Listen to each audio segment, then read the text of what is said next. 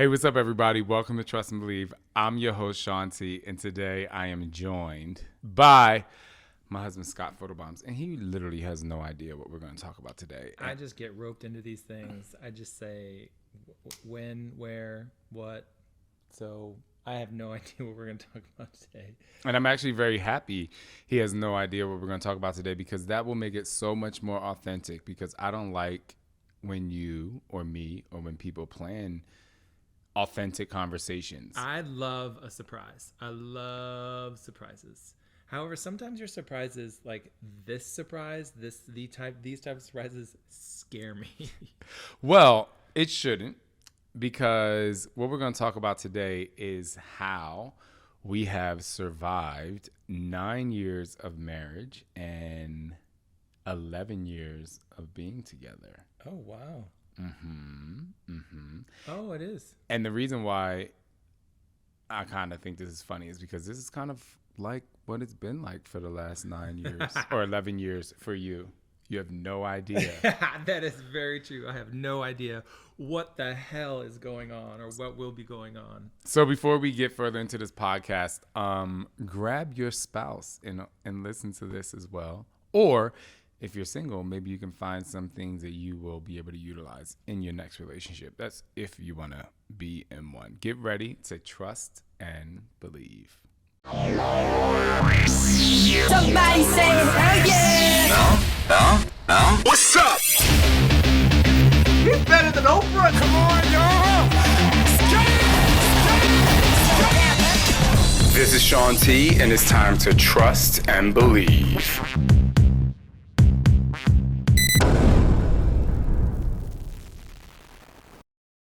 All right. Spill the beans. Go on, tell them how much of a fucking nightmare I am. Where should I start?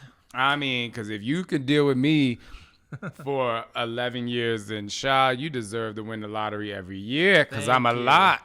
Oh, but I win the lottery every year because I'm with you. I'm a lot of Do you know, things. speaking of the lottery, it's like at $600 million. We should play. It might be, the drawing might be tonight. Okay. I was just going to ask you what you would do with $600 million. Oh my God, I would freak out. I would love it. Sorry. Can you imagine me? Like, I'm a money guy. I love money.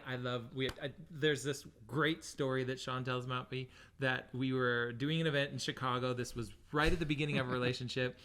Shaun we used to sell merch at the events, and it was Empower Chicago, actually.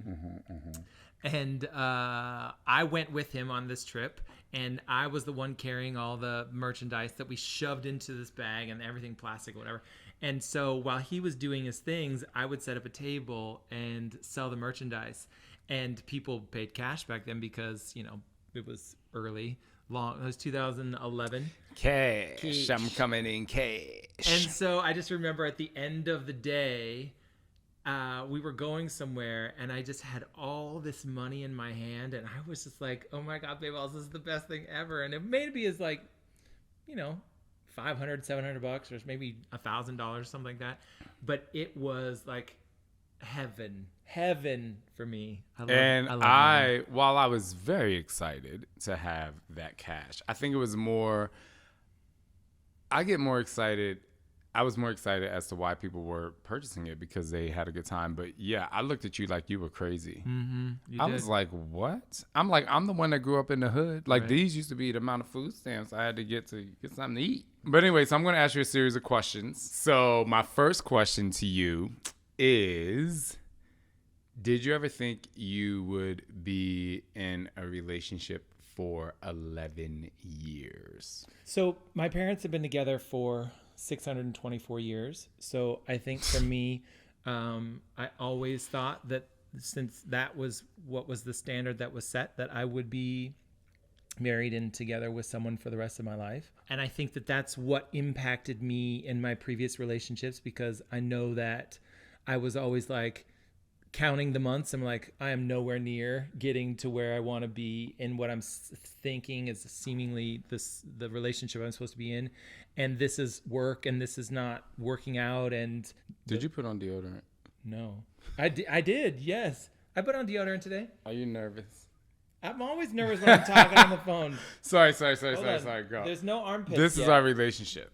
And I put on deodorant. And I had breath mints too because. Okay, sorry. Go. Okay, so so for me it was always like, well, if I'm supposed to be with someone for 50 years, this really is work, and this is not succeeding. And then I met you, and when you said to me that we've been together for 9 and 11 years, I was like, wow, has it been that long? Because it doesn't. It Married feels, 9, together 11. It feels like we've only been together for a couple years. The fact that I don't know the number of years is a great thing, because in the past I'd always count. Like it'd always be like, we made 6 months, we made it to a year, made it a year and a half, and it's like, that's not necessarily a good or bad sign. But for me, I was counting to see, okay, where are we at? But there's this thing in the gay world. I remember being like in my early 20s, and they were like, if you're in a relationship for 30 days in a gay relationship, that's like a really long time. And I used to be like, oh my gosh. The joke that I heard was that 1 year, it's like dog years. So if you're together with a gay for 1 year, it's actually 7 years. So, but I think that I agree that it definitely doesn't feel that long. And the reason why I asked you that question is because while we do have marital issues, I don't know if I would call them marital issues or just things that annoy issues, us or whatever. Yeah, arguments. Yeah. I think that I kind of sometimes feel really guilty when people are like, how's your relationship? And I'm like, it's amazing. And they're like, some people will ask, have you ever been through a time where you guys didn't think you were going to be together? And I'm like, no. I mean, I'll say this. Anytime we ever get into a fight, I think, because of my baggage that... But that's just because you're dramatic. me, pot, kettle. Anyway. You think that the relationship is over. Like, because for me, the cruising at 32,000 feet with no issues is like my happy place. And, when we go on the roller coaster, that's your happy place. So it's about trying to find the happy medium between the two of us. What I want to ask is, maybe it was just a term, but why do you feel guilty? I think one of the reasons subconsciously why I feel guilty is because, my mother just had like a horrible relationship life. Like it was just terrible. So it's just odd for me to have like peace, which is probably why I stirred the pot a lot. It's very true. But I think that, so like that part is odd for me to have some sort of peace because it's just unfamiliar territory. It's familiar now. Go. Isn't it fascinating though? Like we both use examples from our past of how it really impacted us, right? For me, my picture is my parents getting into a fight and my mom, them screaming and my mom leaving in the car, and I didn't know if she was ever coming back. That's my baggage. And she did come back, and my parents, like I said, have been together for over 50 years. And your story of you felt guilty because your mom was in such tough relationships, in disarray. Yeah. I think it was very interesting how you used the analogy that I like roller coasters and you like cruising at 32,000 feet. Because a lot of times when I tell people we're completely different, I don't think they see it because we get along really well and we kind of have our own way of like finding what's great about both of us. Like we are like complete opposites. It was just funny. Right before we started recording this, I looked at myself and I'm like, I have been wearing the same clothes outside of my fitness workouts that I was filming this is the third day in a row that I have this same exact outfit on. I woke up, I put on this outfit. No, this is day 4. I would have never done that if it wasn't for you. I was just going to say that's epic in 2 ways. One, I will change my shirt. Maybe I will change my underwear and I'll change my socks. However, these shorts, they're on like a 2-week rotation. Wore the black ones in France the entire time. Even though I brought the blue ones, I the entire time. And I changed my shirt maybe once every 2 days or so. And it's purely not because of stink or smell or whatever. It's just, I feel like, you know what? I didn't dirty it enough. It didn't get dirty enough for me to wash. And to me, I don't want to waste water because I hug trees for a living. And so I'm thinking that, I want to save the planet. So epic. That was epic for me. Epic for you because you are always in a new outfit, whether it's 3 times in one day or like, first he'll go work out and then he'll put on a new outfit or he's doing something else or he's playing tennis or whatever. I'm blown away at the fact that you have been in the same outfit for more than 5 hours. And I'm going to get a massage after this, and I'm not changing because I get to take a shower at the spa before I get my massage. I'm going literally exactly as But are I you am. bringing fresh clothes to wear after that? Or are you just going to wear the same clothes? No, I'm going to put this back on. I'm And- only coming back home. And why have you not changed? This week, I got into the habit of not changing just out of convenience because, I took these clothes off at Autumn's house. They were on the, folded up nicely on the dresser. So when I got up and I took a shower, I'm like, well, I might as well put these back on.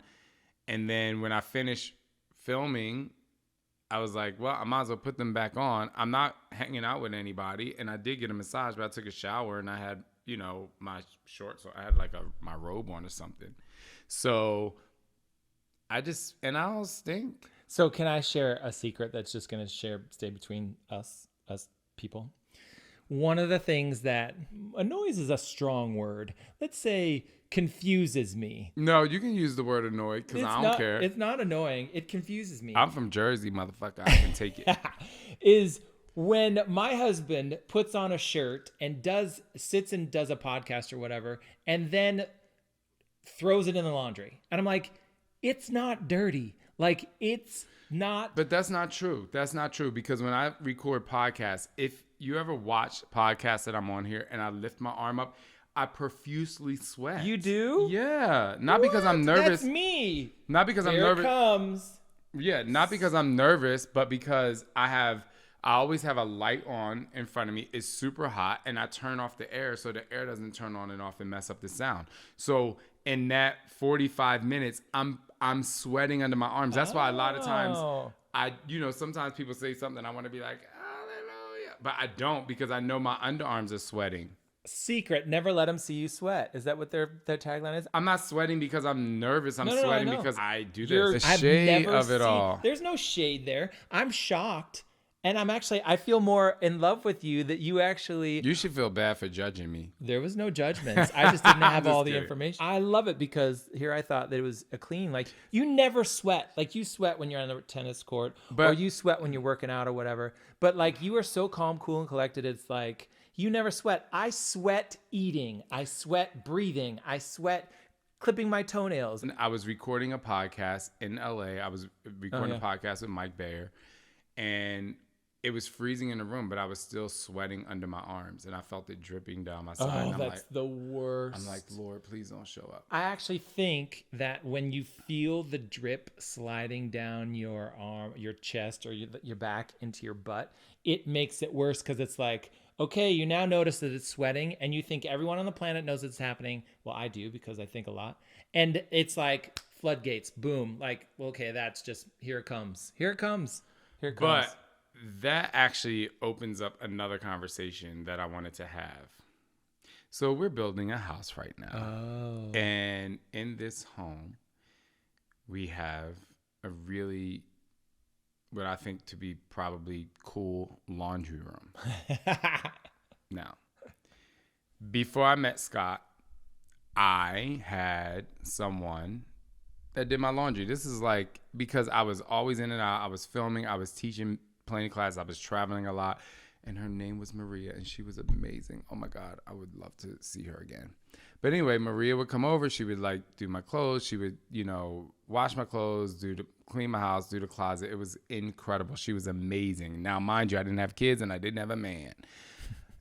And so, I meet Scott, and like, he's like, I want to, like, I know Mackenzie, one of our nannies does do the laundry. Both of them, actually. Yeah, but they do the laundry. So I'm not saying they're really great and wonderful, but you're such a laundry bully.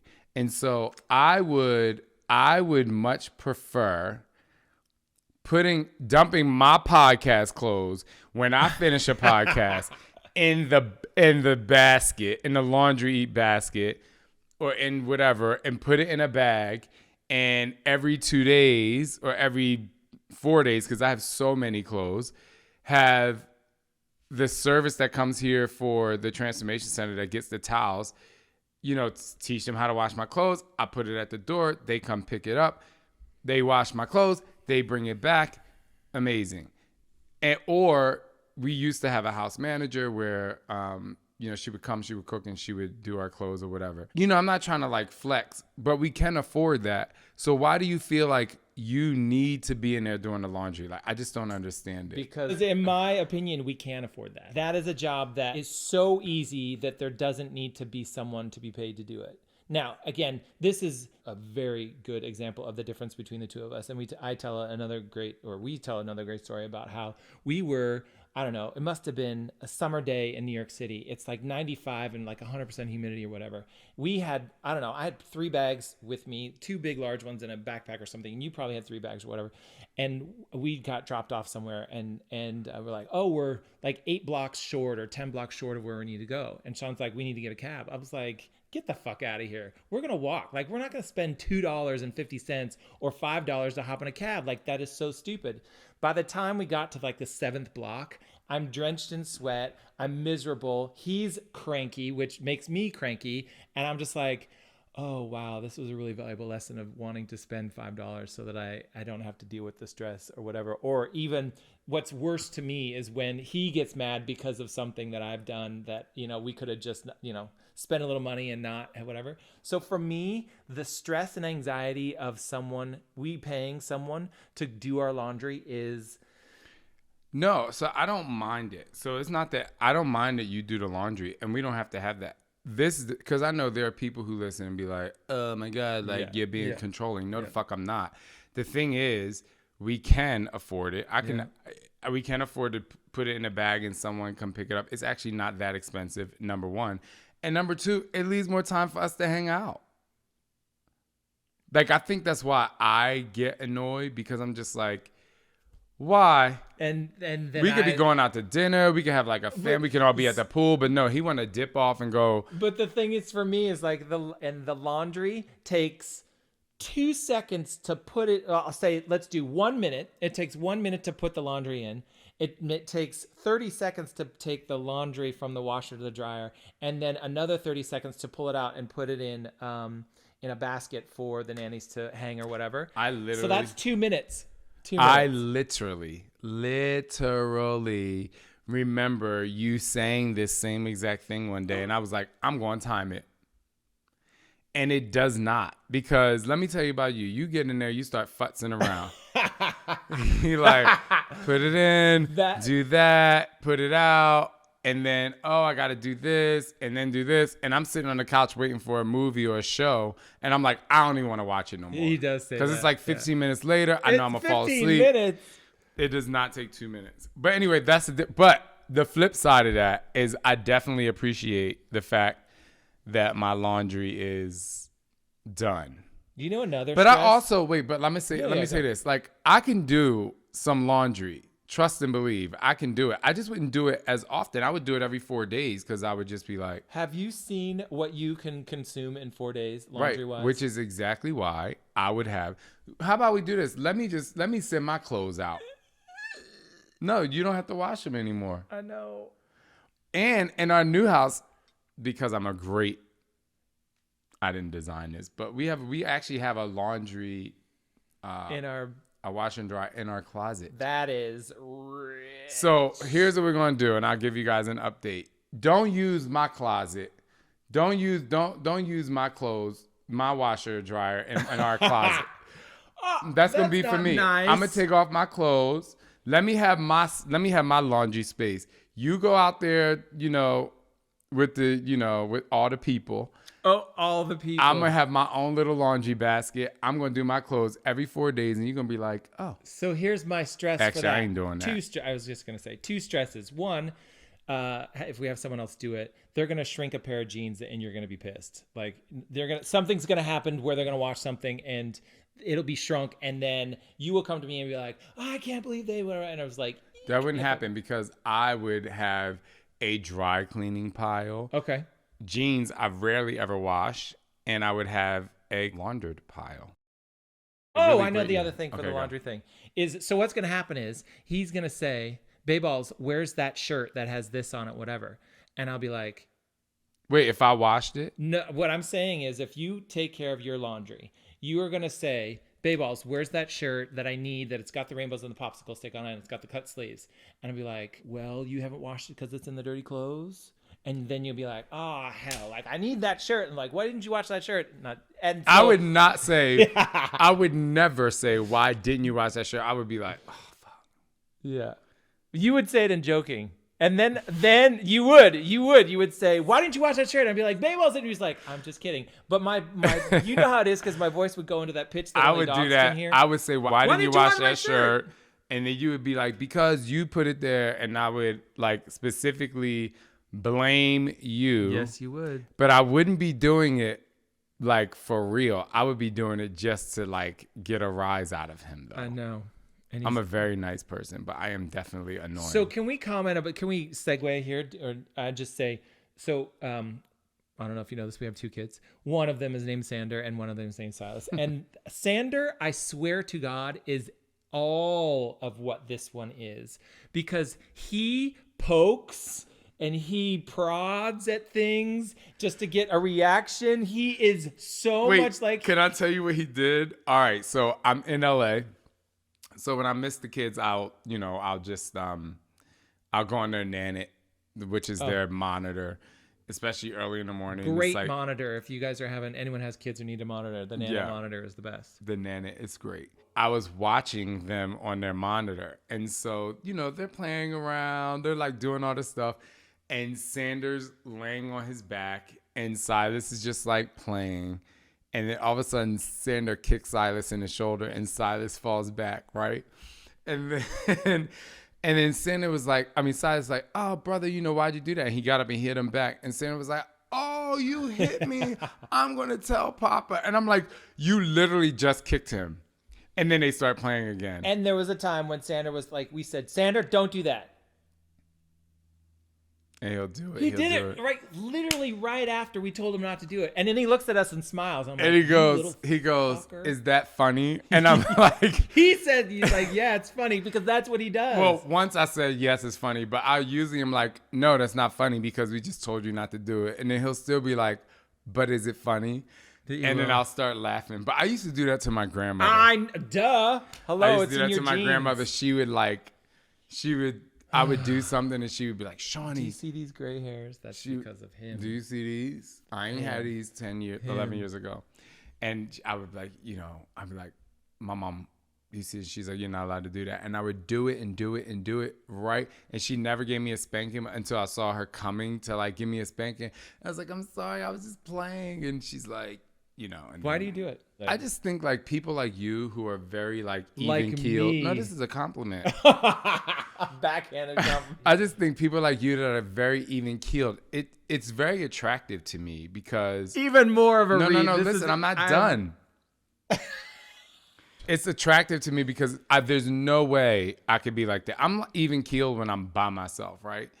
So then I'm like, I wonder like what it would be like if I annoyed him, because he's so nice. Like I'm just like, I'm a wonder. And then so I'll do it and then you'll get mad. And then I'll be like, oh my gosh, I'm only playing. And you like return right back to that space. If you got really mad and was like, get the fuck out. Like, I don't want to talk to you for like 2 days. Like if that ever happened, then I probably wouldn't do it, but that doesn't happen. So note to self, maybe that's how I get him. But it can't, like for those of, there are not a lot of people out there like me probably, but for those of you who are like me, who are like, no, like, I like to rile things up. I like to, have a little energy, a little stoke the fire. You know what I'm saying? Scott is the calmest person in the house because it goes Silas, who is the craziest. Crazy. Then it goes me, and then it goes Sander, and then you. If you looked at like ranking. Yeah, I'm pretty close to Silas. I'm just not that wild just because I'm old.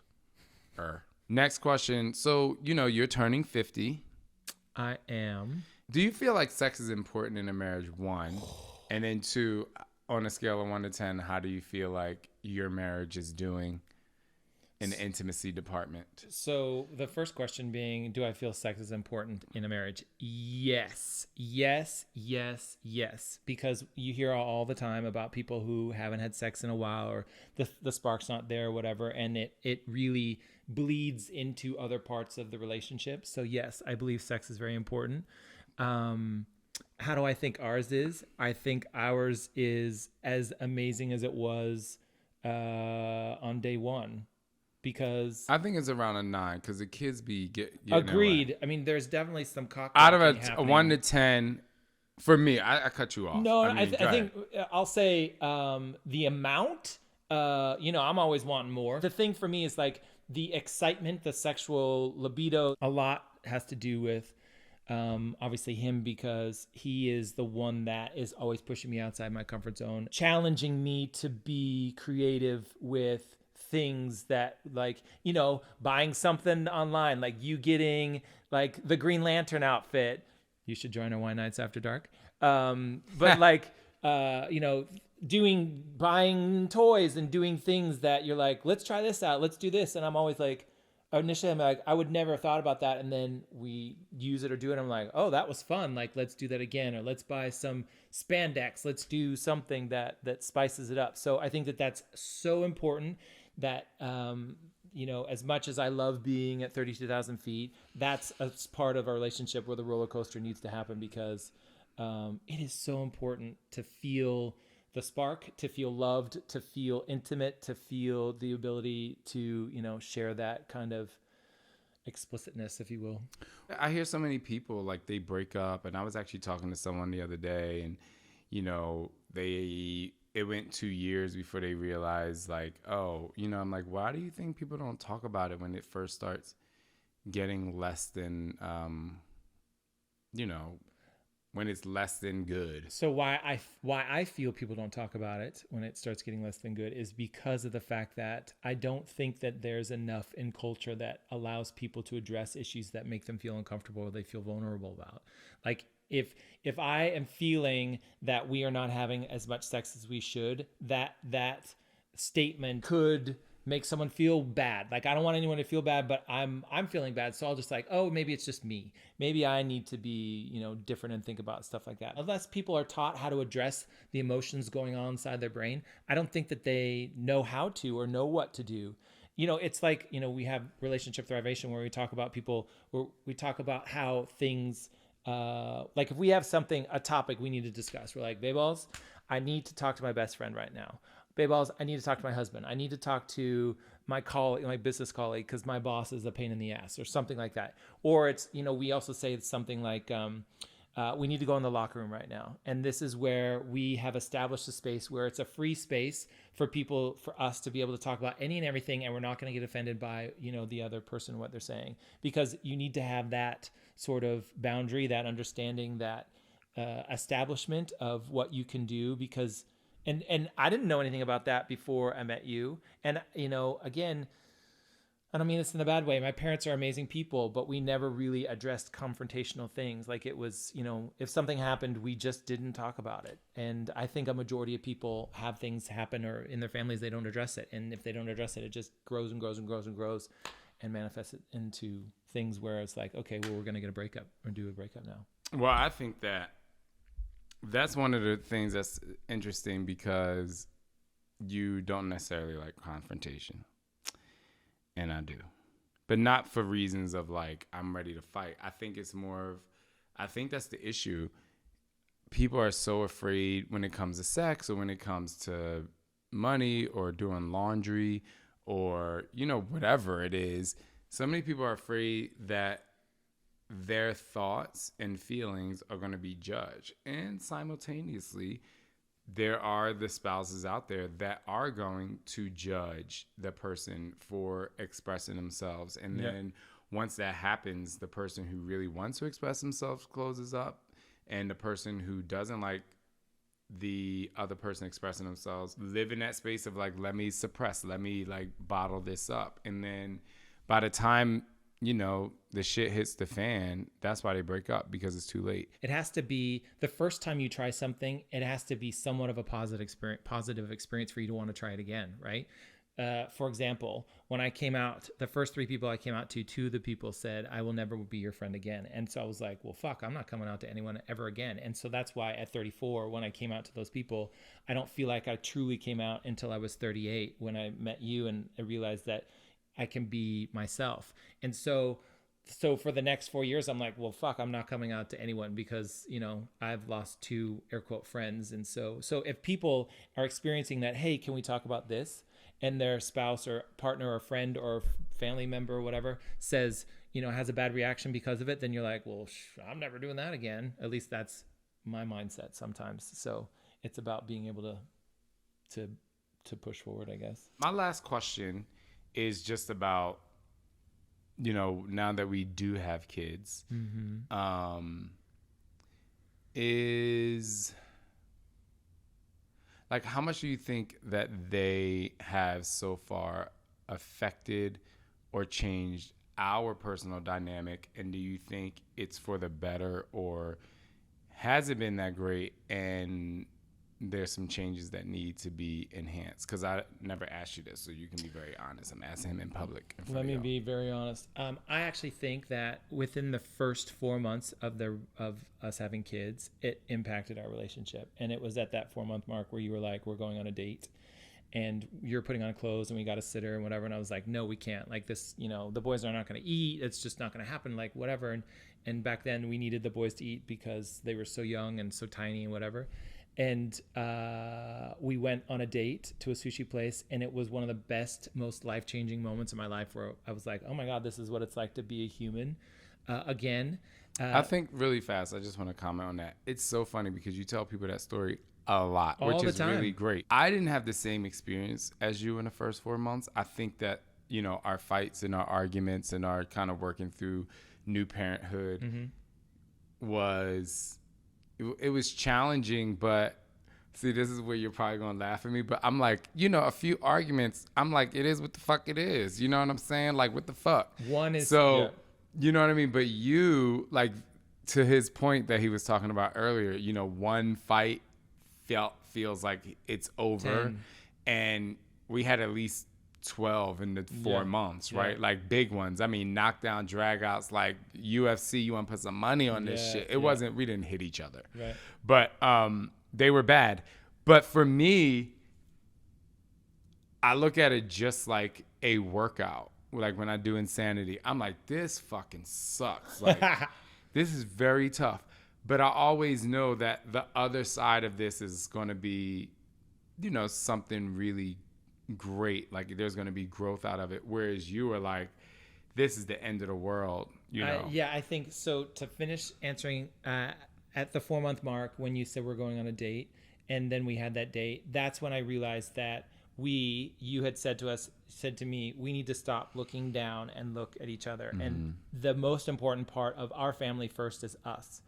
And that's when we established that it was us that was important. And then, because if we don't have this, then we can't do the other stuff. It's impacted our relationship, but I think because of the foundation that we established, that it's us first, I feel such a strong connection to you that if we can do anything together, anything. And when I know that I have you, then I can handle anything with the boys. And so while they do impact us, I don't think that impacted our relationship as much. They know that he and I are a team. And I think that's the funniest thing. Because you notice they stopped going to the other one to get something that the other one just told them no to. Yeah. Like Silas would do it. Yeah. But they don't do it anymore unless one of us says you have to go ask, Papa, go ask Dad, which I think is funny. You are an amazing person. So are you. Because you are so different from me, you bring things to my life that I never would have done. And, establishing us over them, or having a date night, or, spicing up our sex life, or doing something that, because I love the norm, easy breezy. But I think that, like, I've seen comments and stuff, and when we talk, and I think people get my assertiveness and relationship creativeness and my not being afraid of confrontation and my speaking my mind. A lot of people look at it as like I've seen comments, people think it's a bad thing. I'm like, what the fuck? Like, people are they want to be so quiet, and like they, the same way that I talk and I communicate to people, there have been times that we were arguing or something, and you don't want to argue. And I'm like, no, say what you have to say, because if you don't say it, I'll never know. And I feel like there's so many people out there that just are so afraid, or maybe they grew up like you say you grew up, where it's like, don't talk about it. It's just like, it's like, why? I just feel like a majority of the human race, or maybe Americans, whatever, they just don't confront. It's just, I don't know what it is. I think people, it's none of my business, or it's not my business, or, you know, that's your problem. Or if I have an issue with you, I'll just, I just don't think it's taught, or if it's taught, it's not understood or taught well enough for people to realize that an effective communicator can make a whole world of difference. Well, it's been a great 11 years. Don't fuck it up next year. We got one more year. I appreciate you listening, and trust and believe, and stay tuned. We're going to celebrate. Aren't we traveling on our... We are going to Alex and Steve's wedding. So if you're seeing this after October 12th, then you know we have already had our anniversary. But thank you guys for listening. And always trust and believe in who you are.